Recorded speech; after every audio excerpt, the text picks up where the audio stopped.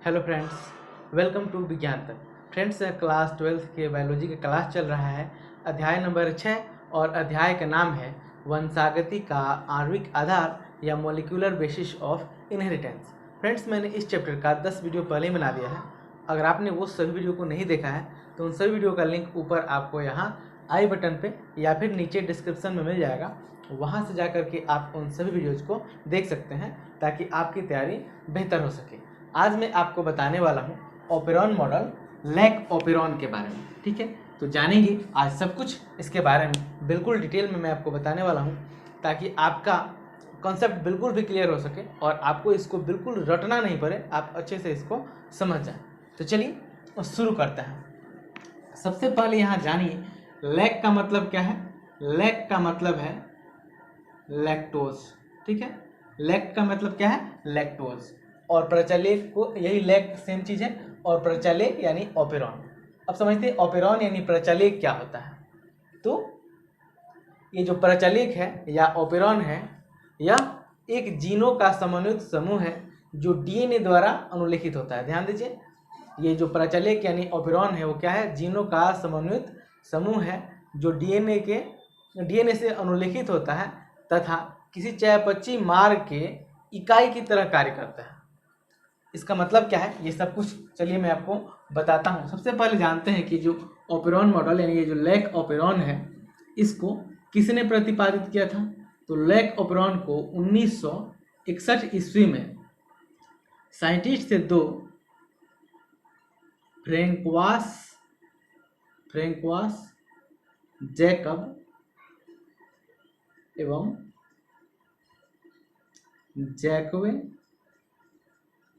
जैक्वे मोनाद। ठीक है, तो दो साइंटिस्ट थे, फ्रेंकवास जैकब और जैक्वे मोनाद। इन्होंने 1961 ईस्वी में लैक ओपेरॉन मॉडल प्रस्तुत किया। यानी सीधा कहें तो उन्होंने ओपेरॉन मॉडल प्रस्तुत किया। जैसे लैक ओपेरॉन होता है वैसे ही एरा ओपेरॉन होता है, हेज ओपेरॉन होता है। तो कई तरह के ओपेरॉन मॉडल हैं जिसमें से आज हम लोग लैक ओपेरॉन के बारे में जानने वाले हैं, क्योंकि हमें लैक ओपेरॉन मॉडल के बारे में ही जानना है। तो जैसा कि मैंने आपको बताया कि लैक ओपेरॉन यानी लैक्टोज ओपेरॉन क्या है, तो यह एक जीनों का समन्वित समूह है। यानी इसमें एक साथ कई सारे जीन होते हैं जो एक इकाई की तरह कार्य करते हैं। ठीक है, कई सारे जीन होते हैं जो एक इकाई की तरह कार्य करते हैं और उनसे जो प्रोडक्ट निर्मित होता है, ठीक है, उनसे जो प्रोडक्ट निर्मित होता है, यानी ये कई सारे जीन हैं, इसके बारे में मैं आपको बताऊंगा। तो इन जीनों से जो उत्पाद बनता है वो उत्पाद क्या करते हैं? तो वो उत्पाद लैक्टोज के विघटन में यानी लैक्टोज के उपापचय में इंपॉर्टेंट रोल अदा करते हैं। जैसे ई. कोलाई बैक्टीरिया में लैक्टोज के विघटन के लिए क्या क्या इंपॉर्टेंट होता है? तो इसके लिए बीटा ग्लाइकोसाइडेज, परमिएज और ट्रांस एसिटिलाइजेज एंजाइम इंपॉर्टेंट होते हैं। तो वास्तव में ये क्या करते हैं? ये जो सारे जीन हैं ये अलग अलग तरह के एंजाइम का स्राव करते हैं, अलग अलग एंजाइम को कोड करते हैं और वो एंजाइम लैक्टोज के विघटन में यानी लैक्टोज के उपापचय में सहायक होते हैं। उनको वो क्या करते हैं? विघटित करते हैं। तो जैसा कि मैंने आपको बताया कि लैक ओपेरॉन मॉडल किसने दिया था? तो फ्रेंकवास जैकब एवं जैक्वे मोनाद ने। कब दिया था? 1961 में। अब इसमें देखिए कई सारे जीन होते हैं। ये जो इसके इधर वाला है इसको हम लोग कहते हैं रेगुलेटरी जीन। यह नियंत्रण करता है इसको, ये ओपेरॉन मॉडल को ये नियंत्रित करता है, यानी कब इस ओपेरॉन को ऑन करना है और कब इसको ऑफ करना है। उसके बाद इसमें पहले देख लीजिए, ये पी है प्रमोटर है, ये जो आई है वो रेगुलेटर जीन है, ये ऑपरेटर है, ये प्रमोटर है, ये जेड जीन है, ये अलग अलग जीन है, ये जेड जीन है, ये वाई जीन है और ये ए जीन है। तो ये शुरू कैसे होता है? जो यहाँ पे आई जीन है वो क्या करता है? एक दमनकारी mRNA का निर्माण करता है, यानी एक दमनकारी mRNA को कोड करता है। ठीक है, दमनकारी mRNA को रिप्रेसर mRNA भी कहते हैं, यानी इसको और क्या कह सकते हैं? Repressor mRNA। ठीक है, यह रिप्रेसर mRNA को कोड करता है। अब ये क्या होता है?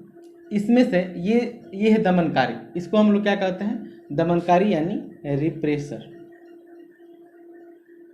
ठीक है, रिप्रेसर। ये क्या करता है, रिप्रेसर जा करके यहाँ से ऑपरेटर से यानी ओ वाले से जुड़ जाता है, और ये कुछ इस तरह से जुड़ता है कि यहाँ से जो इधर आरएनए पॉलीमरेज एंजाइम को जाना चाहिए, आरएनए पॉलीमरेज आरएनए पॉलीमरेज जो इस दिशा में जाता है, और आरएनए पॉलीमरेज जब इधर जाएगा, इन जीनों के पास जाएगा, तभी इनसे अलग अलग तरह के एंजाइम का कोडिंग शुरू होता है। जब तक आरएनए पॉलीमरेज एंजाइम इन यहाँ से आगे, ऑपरेटर से आगे इधर नहीं बढ़ेगा, तब तक एंजाइम का संश्लेषण यानी एंजाइम का कोडिंग नहीं होगा। तो ये क्या करता है, जो रिप्रेसर होता है यानी दमनकारी, इसको हम दमनकारी भी कहते हैं, तो दमनकारी क्या करेगा, दमनकारी जाकर के ऑपरेटर से जुड़ जाता है और आरएनए पॉलीमरेज के एंजाइम को इधर जाने से रुक जाता है। इस समय जो ये लैक ऑपेरॉन है वो कार्य करना बंद कर देता है। तो वही यहाँ पे दिखाया जा रहा, लिखा है प्रेरक की अनुपस्थिति में, यानी यह क्या है, इस समय यह ऑफ है यानी यह इस समय कार्य नहीं कर रहा है। ठीक है, अभी इस प्रेरक की अनुपस्थिति का मतलब क्या है अभी आप समझ जाएंगे, थोड़ा सा वेट कीजिए। तो यह बस इतना समझिए कि क्या करता है कि जो आई जीन है यह दमनकारी एमआरएनए बनाता है, और यहाँ से ये क्या होता है, दमनकारी यानी रिप्रेसर बनता है। रिप्रेसर जा करके यहाँ ऑपरेटर ओ से जुड़ जाता है, और इस प्रकार से जुड़ता है कि इधर से आरएनए पॉलीमरेज एंजाइम को आगे बढ़ने से रोक देता है। आरएनए पॉलीमरेज एंजाइम आगे नहीं बढ़ते हैं तो ये लैक ऑपेरॉन ऑफ हो जाता है, और किसी भी प्रकार के प्रोटीन का संश्लेषण यानी किसी भी प्रकार के प्रोटीन का कोडिंग नहीं होता है, कूट लेखन नहीं होता है, किसी भी एंजाइम का कूट लेखन नहीं होता है। अब बाद में क्या होता है, एक और फैक्टर होता है जिसे हम लोग प्रेरक कहते हैं। ये प्रेरक क्या होता है, प्रेरक जा करके, एक प्रकार का प्रोटीन है, प्रेरक जा करके किससे जुड़ जाता है, तो ये सेम वही फिगर है जिसको नीचे बनाया गया है बस आपको समझाने के लिए। तो ये सेम आई जीन है, वो दमनकारी एमआरएनए इंड्यूस किया है, और उसके बाद ये प्रेरक है, यह प्रेरक जा करके दमनकारी से जुड़ जाता है। देखिए ये दमनकारी था यानी रिप्रेसर था, रिप्रेसर से जा करके प्रेरक जुड़ जाता है। अच्छा, प्रेरक को इंग्लिश में इंड्यूसर कहते हैं। ठीक है, यानी प्रेरक यानी इंड्यूसर जा करके ये दमनकारी यानी रिप्रेसर से जाकर जुड़ जाता है। ध्यान दीजिए, नाम में कन्फ्यूज मत होइए, ये दमनकारी है, दमनकारी से जाकर के प्रेरक जुड़ जाता है, और ये कुछ इस प्रकार से जुड़ता है कि जुड़ने के बाद ये जा करके ओ से यानी ऑपरेटर से ये नहीं जुड़ पाता है। ये जा करके प्रेरक दमनकारी में इस प्रकार से जुड़ जाता है कि इसका आकार बदल जाता है। अब देखिए ये कुछ ऐसा आकार था, और प्रेरक के जुड़ने के बाद इसका आकार ऐसा हो गया। ये इसके आकार को इस तरह से बदल देता है कि यह जा करके ओ से यानी ऑपरेटर से नहीं जुड़ पाता है, जिसके कारण जो आरएनए पॉलीमरेज एंजाइम है, आरएनए पॉलीमरेज एंजाइम है वो आगे बढ़ जाता है, और आरएनए पॉलीमरेज एंजाइम के आगे बढ़ने से जो जेड, वाई और ए ये तीनों जीन है, इन्हें संरचनात्मक जीन कहते हैं। ये जीन क्या करते हैं, अलग अलग प्रकार के प्रोटीन अलग अलग प्रकार के एंजाइम का कूट लेखन करने लगता है। देखिए जो जेड जीन है, जेड नाम का जो जीन है वो क्या करता है, वो बीटा ग्लैक्टोसाइडेज एंजाइम का कूट लेखन करता है। जेड क्या करता है, जो जेड जीन है वो बीटा ग्लैक्टोसाइडेज एंजाइम का कूट लेखन करता है। वैसे ही जो वाई जीन है, यह वाई जीन क्या करता है, तो यह परमिएज एंजाइम का कूट लेखन करता है। जबकि ये जो ए यानी अल्फा जीन है ये क्या करता है, ये ट्रांस एसिटालेज एंजाइम का कूट लेखन करता है। तो इस तरह से जब लैक ऑपेरॉन ऑन रहता है, यानी यह जब आरएनए पॉलीमरेज एंजाइम आगे बढ़ जाता है, तो ये तीनों जीन क्या करते हैं, तीन तरह के एंजाइम का निर्माण करते हैं। जेड करता है बीटा ग्लैक्टोसाइडेज का, वाई करता है परमिएज का, और जो अल्फा जीन है वो ट्रांस एसिटाइलेज का क्या करता है, कोडिंग करता है। और ये जो तीनों एंजाइम होते हैं, ये तीनों ही एंजाइम लैक्टोज के विघटन के लिए यानी इसके उपापचय के लिए जिम्मेदार होते हैं। अगर ये एंजाइम नहीं होंगे तो लैक्टोज का उपापचय यानी विघटन नहीं होगा। ठीक है, अब जैसे मैंने आपको बताया कि वो ऑफ था, इस बार क्या रहता है, लैक ऑपेरॉन ऑफ रहता है, और अब क्या रहता है, लैक ऑपेरॉन ऑन है।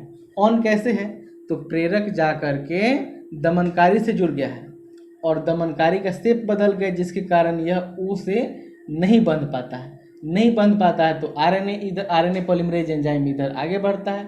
आरएनए पॉलीमरेज एंजाइम के आगे बढ़ने से अलग अलग प्रकार के एंजाइम का कोडिंग होने लगता है। यानी ये क्या हो रहा है, तो अलग अलग प्रकार के एंजाइम का कोडिंग हो रहा है। इसका मतलब कि लेक ऑपेरॉन कार्य कर रहा है, सक्रिय है, उसी को कहते हैं कि यह लेक ऑपेरॉन ऑन है। यानी वही यहाँ पे हम लिखे हैं प्रेरक की उपस्थिति में, यानी जब प्रेरक की उपस्थिति होती है तो लेक ऑपेरॉन सक्रिय रहता है, यानी ऑन रहता है। और ऊपर जो हम लोग देखे थे, यहाँ पे तो प्रेरक नहीं था, तो दमनकारी जा करके ओ से जुड़ जाता है, जैसे आरएनए पॉलीमरेज एंजाइम आगे नहीं बढ़ पाता है। आगे नहीं बढ़ पाता है तो एंजाइम का कोडिंग नहीं होता है। इसलिए इस स्थिति में हम लोग कहते हैं कि जो लेक ऑपेरॉन है वो क्या है, ऑफ है। और इसलिए यहाँ पे लिखा गया है प्रेरक के अनुपस्थिति में, यानी जब प्रेरक नहीं रहता है तब लेक ऑपेरॉन ऑफ रहता है, और जब प्रेरक मौजूद रहता है, दमनकारी से जुड़ा हुआ रहता है, तो लेक ऑपेरॉन ऑन रहता है। जब लेक ऑपेरॉन ऑन रहता है तो अलग अलग प्रकार के एंजाइम का कूट लेखन होता है, और जब लेक ऑपेरॉन ऑफ रहता है तब किसी भी एंजाइम का कूट लेखन नहीं होता है। बस इतना सा है लेक ऑपेरॉन मॉडल। ठीक है, तो इसके बारे में आप ये फिगर बिल्कुल बना करके समझिएगा, और शुरू से देखे होंगे तो आपको बिल्कुल अच्छे से समझ में आया होगा। अगर ऐसा है तो आप इस वीडियो को लाइक कीजिए, अपने फ्रेंड्स के साथ शेयर कीजिए। कोई शिकायत या सुझाव हो उसे भी कमेंट बॉक्स में लिख सकते हैं। यह वीडियो देखने के लिए आपका बहुत बहुत धन्यवाद। बाय।